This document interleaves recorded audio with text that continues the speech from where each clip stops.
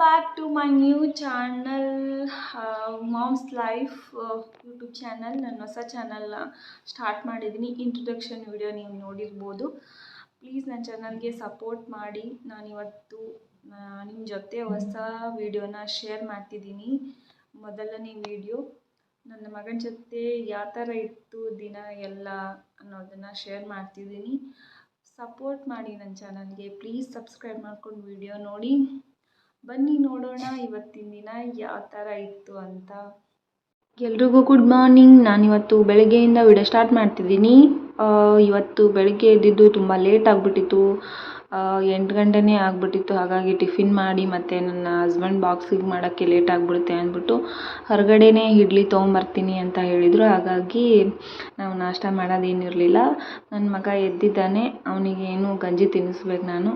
ನನ್ನ ಹಸ್ಬೆಂಡ್ ಬಾಕ್ಸ್ಗೆ ಅಂತ ಮೊಸರನ್ನ ಮಾಡಿದ್ದೆ. ನೋಡಿ ಇಡ್ಲಿ ತೊಗೊಂಡು ಬಂದರು ಆ್ಯಂಡ್ ಅವ್ರಿಗೆ ಹಾಕಿ ಕೊಟ್ಟೆ. ಅವರು ಟಿಫಿನ್ ಮಾಡಿಬಿಟ್ಟು ಹೊರಟ ಮೇಲೆ ಇವನು ಹೊರಗಡೆ ಹೋಗಬೇಕು ಅಂತ ಅಂದ. ಹಾಗಾಗಿ ಹೊರಗಡೆ ಕರ್ಕೊಂಡು ಬಂದೆ. ನೋಡಿ ಯಾವಾಗ ನೋಡಿದರೂ ಹೊರಗೆ ಅಂತಿರ್ತಾನೆ. ನಾನು ಹಾಗೆ ಸಮಾಧಾನ ಮಾಡಿಕೊಂಡು ಒಳಗಡೆ ಕೂರಿಸ್ಕೋತಿದ್ದೆ.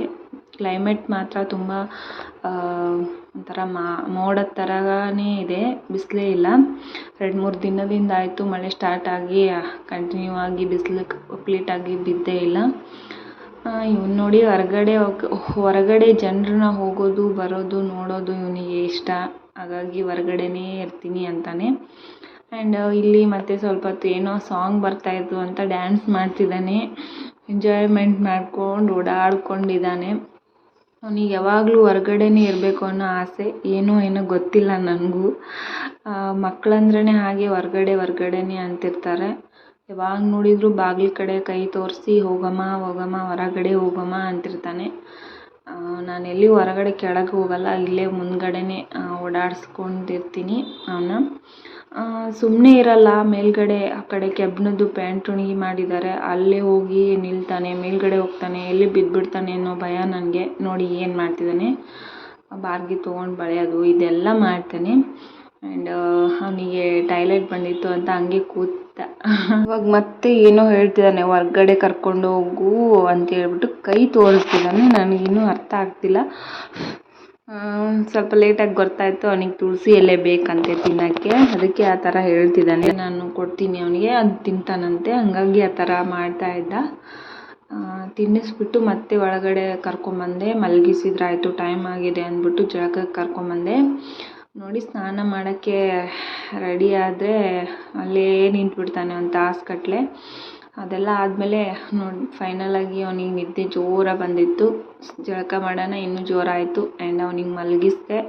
ನಂತರ ಮಲಗಿಸ್ಬಿಟ್ಟು ನನ್ನ ಕೆಲಸನ ನಾನು ಮಾಡಿಕೊಂಡೆ. ಮನೆ ಒರೆಸೋದು ಆ್ಯಂಡ್ ಬಟ್ಟೆ ಒಗೆಯೋದು ಎಲ್ಲ ಮಾಡಿಕೊಂಡು ಮುಗಿಸ್ಕೊಂಡು ಸ್ವಲ್ಪ ಹೊತ್ತು ರೆಸ್ಟ್ ಮಾಡಿ, ಅವನು ಮಲಗೋವರೆಗೂ ನಾನು ರೆಸ್ಟ್ ಮಾಡಿ ನಂತರ ಎದ್ಮೇಲೆ ನಾವು ಪಿಜ್ಜಾ ಚೀಸ್ ಮ್ಯಾಕರೋನಿದು ಒಂದು ಫ್ಲೇವರ್ ಇರೋವಂಥದ್ದನ್ನ ತಿನ್ನಬೇಕು ಅಂತ ಡಿಸೈಡ್ ಮಾಡಿದ್ವಿ. ಅವನಿಗೂ ಕೂಡ ತುಂಬ ಇಷ್ಟ ಇದು, ನನಗೂ ಕೂಡ ತುಂಬ ಇಷ್ಟ. ಹಾಗಾಗಿ ಇವತ್ತು ಅದನ್ನೇ ಮಾಡ್ತಿದ್ದೀನಿ. ಯಾವಾಗಾದರೂ ಒಂದು ಸಲ ಮಾಡೋದು, ನಾನು ಯಾವಾಗಲೂ ಡೈಲಿ ಅದನ್ನೇ ತಿನ್ನಿಸಲ್ಲ. ಮತ್ತು ನೀವು ಏನೂ ಅಂದ್ಕೋಬೇಡಿ, ಚಿಕ್ಕ ಮಕ್ಕಳಿಗೆ ಅವೆಲ್ಲ ತಿನ್ನಿಸ್ತಾರಾ ಅಂತ ಅಂದ್ಬಿಟ್ಟು. ಯಾವಾಗಾದರೂ ಕೊಟ್ಟರೆ ಏನೂ ಆಗಲ್ಲ ಅಲ್ವಾ. ಹಾಗಾಗಿ ಯಾವಾಗಾದರೂ ಆ ಥರ ಮಾಡ್ತಿರ್ತೀನಿ. ಬೇರೆ ಈ ಥರ ಟೇಸ್ಟ್ ಮಕ್ಕಳು ತಿನ್ನಲಿ ಅನ್ನೋ ಕಾರಣಕ್ಕೆ. ಇದು ತುಂಬ ಚೆನ್ನಾಗಿರುತ್ತೆ, ಫ್ಲೇವರ್ ಮೆಕ್ಕಿತನಿ ಇದು ಇರುತ್ತೆ. ಹಾಗಾಗಿ ನನಗೂ ತುಂಬ ಇಷ್ಟ, ಅವನಿಗೂ ಕೂಡ ತುಂಬಾ ಇಷ್ಟ. ಈಗ ಮಾಡೋಕ್ಕಂತ ಇಟ್ಟಿದ್ದೀನಿ. ಅವನೀಗ ಅದನ್ನು ಬೇಕು ಅಂದರೆ ಬೇಕು, ತಡೆಯೋಕ್ಕೆ ಆಗ್ತಿಲ್ಲ. ಇವಾಗ ಅದು ನನಗೆ ಬೇಕು ಅಂತ ನಿಂತ್ಬಿಟ್ಟಿದ್ದಾನೆ. ಹಾಗಾಗಿ ನಾನು ಅದನ್ನು ಸ್ವಲ್ಪ ಮಸಾಲದು ಪಾಕೆಟ್ ಇರುತ್ತಲ್ಲ ಅದನ್ನು ಕೊಟ್ಟಿದ್ದೀನಿ. ಅದನ್ನೇ ನೆಕ್ಕೊಂಡು ಕೂತಿದ್ದಾನೆ. ಸುಮ್ಮನೆ ಕೂತ್ರೆ ಸಾಕು ಅನ್ನೋಂಗೆ ಆಗಿರುತ್ತೆ. ಹಾಗಾಗಿ ಕೊಟ್ಟಿದ್ದೆ. ನೋಡಿ ಮತ್ತೆ ಒಳಗಡೆ ಬಂದು ಆ ಬಟ್ಟಲು ಹಾಕ್ಕೊಡು ನಾನು ತಿಂತೀನಿ ಅಂತ ಕೈ ಮಾಡಿ ತೋರಿಸ್ತಿದ್ದಾನೆ. ಏನೇನೋ ಇನ್ನೂ ಮಾತಾಡೋಕ್ಕೆ ಬರಲ್ಲ, ಬಟ್ ಎಲ್ಲನೂ ಗೊತ್ತಾಗುತ್ತೆ. ನಾನು ಪ್ರತಿ ಸಲ ಅವನಿಗೆ ಏನಾದರೂ ತಿನ್ನಿಸ್ಬೇಕಾದ್ರೆ ಇಲ್ಲಿ ಹಾಲಲ್ಲಿ ಬಂದುಬಿಟ್ಟು ಇಲ್ಲಿ ಕೆಳಗಡೆ ಕೂರಿಸಿ ತಿನ್ನಿಸ್ತೀನಿ. ಅದಕ್ಕೆ ಹಾಗಾಗಿ ಇಲ್ಲಿ ತೊಗೊಂಬಾ ನಾನು ತಿಂತೀನಿ ಅಂತ ಹೇಳ್ತಿದ್ದಾನೆ. ನೋಡಿ ತೊಗೊಂಬಾ, ನಾನು ಅಲ್ಲಿ ಇಡು ತಿಂತೀನಿ ಅಂತ ಹೇಳ್ತಿದ್ದಾನೆ. ಅವನು ಮಾತಾಡೋಕ್ಕೆ ಬರಲ್ಲ ಅನ್ನೋದು ಬಿಟ್ಟರೆ ಎಲ್ಲನೂ ಅರ್ಥ ಆಗುತ್ತೆ. ಇನ್ನೂ ಮಾತಾಡೋಕ್ಕೆ ಹೊರಟಿಲ್ಲ ಅವನಿಗೆ, ಹಂಗಾಗಿ ಮಾತಾಡ್ತಿಲ್ಲ. ಟ್ರೈ ಕೂಡ ಮಾಡಲ್ಲ ಅವನು. ಇನ್ನೂ ಕುದೀತಾ ಇದೆ ನೋಡಿ ಅದು. ಕೇಳ್ತಾನೆ ಇಲ್ಲ. ಅದು ಕುದಿಬೇಕು ವೇಟ್ ಮಾಡು ಅಂತಂದ್ರೂ ಕೇಳ್ತಿಲ್ಲ. ಸರಿ ಅಂದ್ಬಿಟ್ಟು ಹೆಂಗೆಂಗೋ ಸಮಾಧಾನ ಮಾಡಿ ಅದನ್ನ ಕೊನೆಗೆ ಕುದಿಸಿದ್ದೀನಿ. ಕುದಿಸ್ಬಿಟ್ಟು ಸ್ವಲ್ಪ ಹೊತ್ತು ಅವಸರದಲ್ಲೇ ಕೊಟ್ಟಿದ್ದೀನಿ. ಅಡುಗೆ ಮನೆ ತುಂಬಾ ಖರಾಬಾಗಿದೆ. ಅವನ ಸಲುವಾಗಿಯೇ ಅಲ್ಲಿ ಇಲ್ಲಿ ಅವ್ನು ಗ್ಯಾಸಿನ ಕಟ್ಟಿ ಏರಿರ್ತಾನೆ ಅಂತ ಅಂದ್ಬಿಟ್ಟು ರಟ್ಟು ಅವು ಎಲ್ಲ ಇಟ್ಟು ಕೆಟ್ಟದಾಗಿ ಕಾಣುತ್ತೆ. ಆ ಥರ ಅದಂತೂ ರಟ್ಟನ್ನ ಚಿಂದಿ ಚಿತ್ರಾನ್ನ ಮಾಡಿಬಿಟ್ಟಿದ್ದಾನೆ. ನೀವು ನೋಡಿದ್ರೆ ಕಾಣ್ತಿರ್ಬೋದು. ಅವನು ಅಲ್ಲಿ ಕಾಲಿಟ್ಬಿಟ್ಟು ಆಸರಕ್ಕೆ ಮೇಲೆ ಏರಿ ಎಲ್ಲ ಡಬ್ಬ ಕಿತ್ತಾಕ್ಬಿಡ್ತಾನೆ. ಹಾಗಾಗಿ ಮೆಸ್ಸಿ ಆಗಿದೆ ನನ್ನ ಒಂದು ಕಿಚನ್. ಆ್ಯಂಡ್ ನೀವು ಅದನ್ನು ಅವಾಯ್ಡ್ ಮಾಡಿಬಿಡಿ. ಆ್ಯಂಡ್ ನನ್ನ ಮಗನಿಗೆ ತಡಿಯೋಕ್ಕಾಗ್ತಿಲ್ಲ. ಆ್ಯಂಡ್ ಕೊನೆಗೂ ಪಾಸ್ತಾ ರೆಡಿ ಆಗಿದೆ. ಸೊ ಅದಕ್ಕೋಸ್ಕರ ಅವನಿಗೆ ಇವಾಗ ಹಾಕ್ಕೊಡ್ತೀನಿ. ಅವ್ನು ಬಿಡ್ತಾನೆ ಇಲ್ಲ. ಬಟ್ಲ ತೋರಿಸಿ ನನಗೆ ಕೊಡು ಅಂತಿದ್ದಾನೆ. ಹಾಗಾಗಿ ಇವಾಗ ಹಾಕ್ಕೊಡ್ತೀನಿ. ಸ್ವಲ್ಪ ತೊಗೊಂಡು ಹೊರಗಡೆ ಹೋಗ್ತಾನೆ ಸಮಾಧಾನ ಆಗಲಿ ಅಂದ್ಬಿಟ್ಟು. ಮಕ್ಕಳು ಕೇಳಲ್ಲ ಅಲ್ವಾ, ಹಠ ಮಾಡೋಕ್ಕೆ ನಿಂತರೆ ಅವ್ರದ್ದೇ ಆಗಬೇಕು ಅಂತಾರೆ. ನಾವು ಕೂಡ ಅವ್ರ ಮುಂದೆ ಸೋತ್ಬಿಡ್ಬೇಕು, ಆ ಥರ ಮಾಡಿಬಿಡ್ತಾರೆ. ಫೈನಲಿ ಅದೆಲ್ಲ ಕುದ್ದಿತ್ತು. ಹಾಗಾಗಿ ಅವನಿಗೆ ಸ್ವಲ್ಪ ಹಾಕ್ಕೊಟ್ಟೆ. ಸುಡ್ತಾಯಿತ್ತು ಅಂದರೂ ಕೇಳಲ್ಲ. ನಾನೇ ತೊಗೊಂಡು ಹೋಗಿ ಹಾಲಲ್ಲಿ ಇಡ್ತೀನಿ, ಇಲ್ಲಾಂದರೆ ಮತ್ತೆ ಕೈಯೆಲ್ಲ ಸುಟ್ಕೊಂಡ್ಬಿಡ್ತಾನೆ ಅಂದ್ಬಿಟ್ಟು.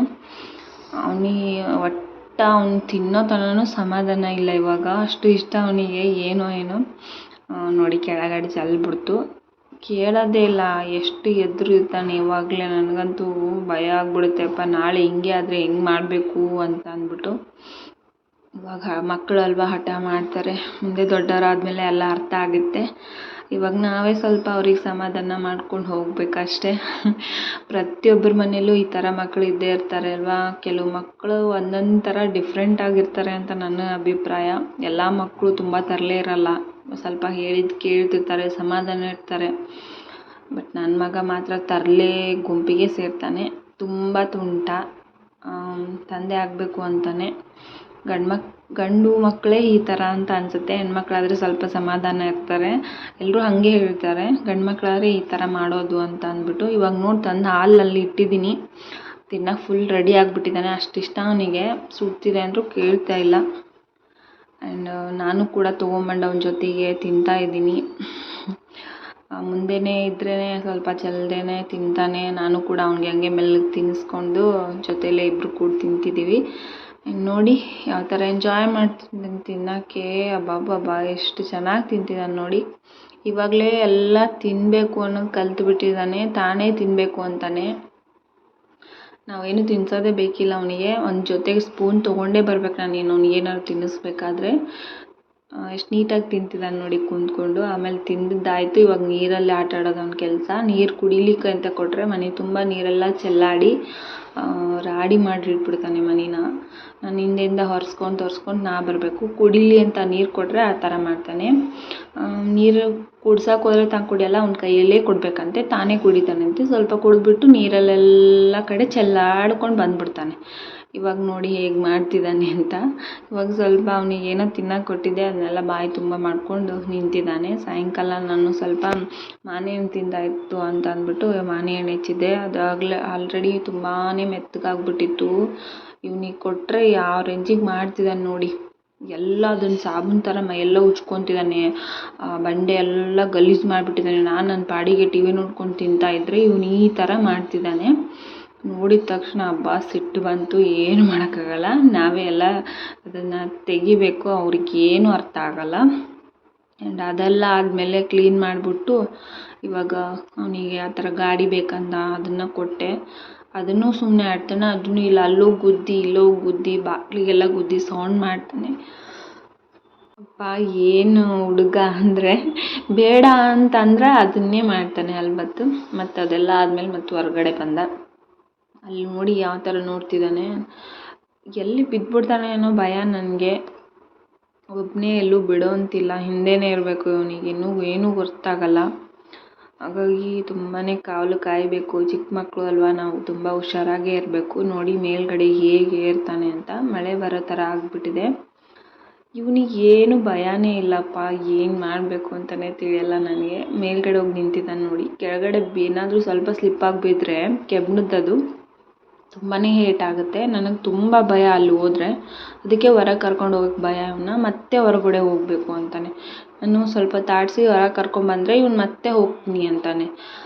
ಅಳ್ತಾ ಇದ್ದಾನೆ. ಏನು ಮಾಡಬೇಕು, ಏನಾದರೂ ಒಂದು ಸಮಾಧಾನ ಮಾಡಬೇಕಲ್ಲ. ಹಂಗಾಗಿ ಮುಖ ತೊಳ್ಕೊ ಬಾ ಅಂತ ಅಂದ್ಬಿಟ್ಟು ಬಾತ್ರೂಮಿಗೆ ಕರ್ಕೊಂಬಂದೆ. ಸಾಯಂಕಾಲ ಬೇಸಿಗೆ ಅಂದ್ಬಿಟ್ಟು ದಿನ ಸ್ನಾನ ಮಾಡಿಸ್ತಾ ಇದ್ದೆ. ಇವಾಗ ಮಳೆಗಾಲ ಕಮ್ಮಿ ಮಾಡಬೇಕಿನ್ನು. ಮತ್ತೆ ರೆಡಿಯಾಗಿ ಮತ್ತೆ ಹೊರಗಡೆ. ಒಟ್ಟು ನಾನು ಏನಾದರೂ ಮರೆಸ್ಬೇಕಂದ್ರೆ ಇವನು ಅದನ್ನೇ ಮಾಡಬೇಕು ಅಂತಾನೆ. ಅದಕ್ಕೆ ಜೇಜಿ ಮಾಡಮ್ಮ ಅಂತ ಅಂದ್ಬಿಟ್ಟು ದೀಪ ಹಚ್ಚಕ್ಕೆ ಬಂದ್ವಿ. ಎಲ್ಲ ಬತ್ತಿ ಪಟ್ಟ ಬಡ್ಕೊಂಡು ರೆಡಿ ಆಗಿಬಿಟ್ಟಿದ್ದಾನೆ. ನಾನು ಜೇಜಿ ಮಾಡು ಅಂದರೆ ಅದಕ್ಕೆ ದೀಪಕ್ಕೂ ಕೈ ಇಡಕ್ಕೆ ಹೋಗ್ತಾನೆ. ದೇವ್ರು ನೋಡಿ ಈ ಥರ ಕಾಣ್ತಿದ್ದಾರೆ, ಎಷ್ಟು ಚೆನ್ನಾಗಿ ಕಾಣ್ತಿದ್ದಾನೆ ಅಲ್ವಾ. ಆ್ಯಂಡ್ ಇವನಿಗೆ ನಾನು ಹೇಳಿದರೆ ಇನ್ನೇನೋ ಮಾಡಿ ಹಣೆಯಿಂದನೇ ಹಚ್ಚಿ ಪೂಜೆ ಮಾಡ್ದ. ಫೈನಲಿ ಹೊರಗೆ ಕರ್ಕೊಂಬಂದೆ. ಮತ್ತು ಬಿಡಲ್ಲ ಅವನು. ನಾನು ತಿನ್ನಕ್ಕೆ ಕೊಟ್ರು ಹೊರಗಡೆನೇ ಹೋಗಮ್ಮ ಅಂದ. ತಿಂದಿದ್ದಾಯಿತು. ಇನ್ನು ಸಾಯಂಕಾಲ ಆಯಿತು. ಅವ್ರ ಪಪ್ಪ ಬಂದಿದ್ದರು. ಹಾಗಾಗಿ ಒಂದು ನಿಕ್ಕರ್ ಚಡ್ಡಿ ತೊಗೊಂಡು ಹಿಡ್ಕೊಂಡು ಅದನ್ನು ಹಾಕ್ಕೊಂಡು ಹೊರಗಡೆ ಹೋಗಮ್ಮ ಅಂತ ಅವ್ರ ಅಪ್ಪಾಜಿಗೆ ಜೀವ ತಿಂತಿದ್ದಾನೆ ಇವಾಗ. ಸಾಕಪ್ಪ ಸಾಕು ಅಂದ್ಬಿಟ್ಟು ಅವನಿಗೆಲ್ಲ ಊಟ ಮಾಡಿಸ್ದೆ. ಅದೆಲ್ಲ ಏನೂ ವಿಡಿಯೋ ಮಾಡಿಲ್ಲ ನಾನು. ಅನ್ನ ಅದೆಲ್ಲ ಊಟ ಮಾಡಿಸಿದ್ದೆ. ಅಲ್ಲಿ ಬ್ರೆಡ್ ಆಮ್ಲೆಟ್ ಮಾಡಿದ್ದೆ ನಾನು ಸ್ವಲ್ಪ. ಅದನ್ನೇ ಅವ್ನು ಕೊಟ್ಟೆ. ಅವನು ತಿಂದ. ಆಮೇಲೆ ಈಗ ಮಲ್ಗಕ್ಕೆ ರೆಡಿ ಆದ. ನಿದ್ದೆ ಕೂಡ ಬಂದಿತ್ತು ಅವನಿಗೆ. ಸೊ ನನ್ನ ವಿಡಿಯೋ ಇವತ್ತಿಂದು ಈ ಥರ ಇತ್ತು ಕಂಪ್ಲೀಟಾಗಿ ನನ್ನ ಮಗನ ಜೊತೆ. ನಿಮಗೆ ಈ ವಿಡಿಯೋ ಇಷ್ಟ ಆಗಿದ್ರೆ ಪ್ಲೀಸ್ ಲೈಕ್ ಮಾಡಿ, ಶೇರ್ ಮಾಡಿ, ಕಮೆಂಟ್ ಮಾಡಿ ತಿಳಿಸಿ. ಪ್ಲೀಸ್ ನನ್ನ ಚಾನಲ್ಗೆ ಸಪೋರ್ಟ್ ಮಾಡಿ, ಸಬ್ಸ್ಕ್ರೈಬ್ ಮಾಡ್ಕೊಂಡು ವಿಡಿಯೋ ನೋಡಿ ಅಂತ ಹೇಳ್ತಾ ಈ ವಿಡಿಯೋ ಏನು ಮಾಡ್ತೀನಿ. ಎಲ್ರಿಗೂ ಬಾಯ್ ಬಾಯ್.